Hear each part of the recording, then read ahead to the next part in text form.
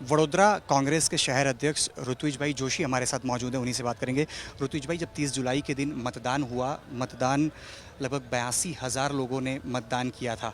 एक समय ऐसा लगा कि कांग्रेस और बीजेपी के बीच कांटे की टक्कर है, लेकिन जब परिणाम आ रहा है तो एक तरफ दिखाई पड़ रहा है कि सीधी तौर पे बीजेपी की तरफ लहर दिखाई पड़ रही है।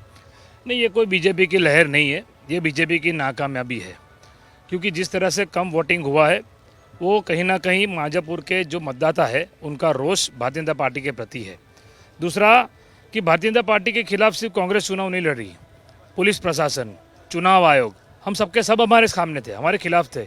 इसलिए मैं बता रहा हूँ कि जिस तरह से कोड ऑफ कंडक्ट का जो वायोलेशन हुआ, आदर्श आचार संहिता का भंग हुआ, उसकी इतनी कंप्लेंट रिटर्न में मैं एज अ प्रेसिडेंट नहीं, लेकिन मैं हमारे कैंडिडेट भिखाभाई रबारी का चुनाव एजेंट भी मैं हूँ, रिटर्न में लिख के दिया है जिला कलेक्टर को, आरओ को, ऑब्जर्वर को, पुलिस प्रशासन को।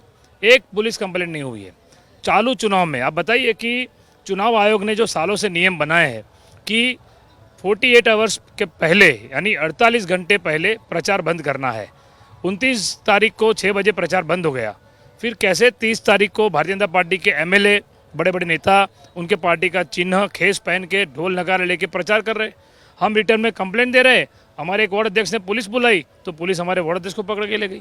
तो जब पूरा प्रशासन सामने है, सरकारी मशीनरी का मिसयूज हो रहा है, एक डर का माहौल बनाया, एक भय का माहौल जनता के बीच में, जो कांग्रेस कार्यकर्ता को मारा गया वहाँ पे एक भय का माहौल बनाया, लोग वोट करने नहीं निकले।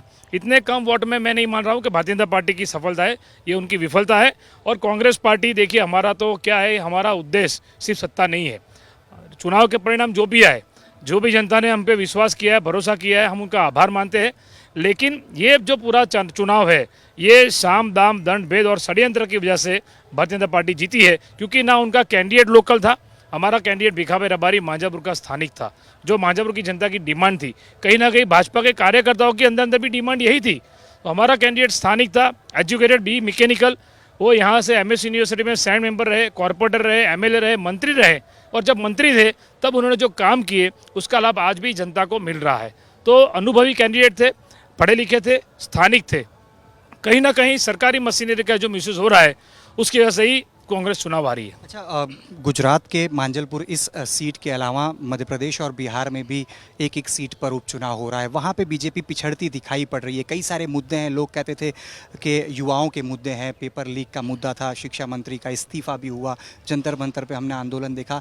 अलग अलग राज्यों में अलग अलग मुद्दे हैं, लेकिन गुजरात में जिस प्रकार से इस सीट का परिणाम आया, आप शायद आप कंप्लेन ज़रूर से कर सकते हैं, आप आरोप ज़रूर से लगा सकते हैं, लेकिन लोगों में कहीं ना कहीं विश्वास उस स्तर पर कांग्रेस हासिल नहीं कर पा रही। देखिए, पिछले चुनाव में 2022 के चुनाव में जो रेगुलर विधानसभा के इलेक्शन हुए थे, वो चुनाव के नतीजे और ये नतीजे आप देखें तो कांग्रेस का वोट शेयर बढ़ा है, लोगों ने, जनता ने हम पर भरोसा किया है, तो हमारी वोटिंग तो बढ़ी है। बात ये कर रहा हूँ कि अगर भारतीय जनता पार्टी इंडिपेंडेंट कांग्रेस के सामने बीजेपी खुद चुनाव लड़े, न कि सरकारी मशीनरी, निष्पक्ष चुनाव हो, तो कांग्रेस 100% जीतेगी। और जनता ने हम पे भरोसा व्यक्त किया। पूरे देश में जो माहौल है वही गुजरात में, वडोदरा में, यहाँ पे भी नाराज़गी है। यहाँ पे भी ये मांझापुर एरिया में, यहाँ पे पूरे 2 साल पहले बाढ़ आई, पूरा मांझापुर पानी में था और वो आज भी लोगों को याद है। लेकिन आप समझ नहीं रहे हो कि जो बीजेपी की हार्डकोर वोट बैंक है वो लोग वोटिंग करने क्यों नहीं निकले, क्यों मतदान कम हुआ।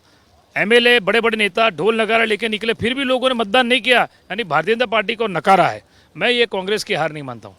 तो जिस प्रकार से परिणाम सामने आए हैं, कांग्रेस के उम्मीदवार भिखाभाई रबारी को बीजेपी के सतीश पटेल ने 30,500 से भी अधिक वोटों से पराजित किया है। लेकिन कांग्रेस का एक बार फिर वही आरोप है कि सरकारी मशीनरीज़ का गलत इस्तेमाल बीजेपी की तरफ से किया गया और जो बीजेपी का कोर वोटर था वो नाराज़गी की वजह से नहीं निकला, जिसका परिणाम ये रहा कि पिछली बार जब 2022 में मतदान हुआ था तब 1.5 लाख जितने मतदाताओं ने वोटिंग किया था, लेकिन जब इस बार उपचुनाव हुए तब करीब 82,000 जितने लोगों ने वोटिंग किया। लेकिन एक बात ये भी यहाँ पे साफ देखने को मिल रही है कि कांग्रेस का वोट शेयर मांजलपुर सीट से साल 2022 के मुकाबले इस बार बढ़ा है, लेकिन पराजय फिर एक बार कांग्रेस के हाथ लगी है। कैमरा पर्सन साहिद आलम के साथ अतुल तिवारी, आज तक, वडोदरा।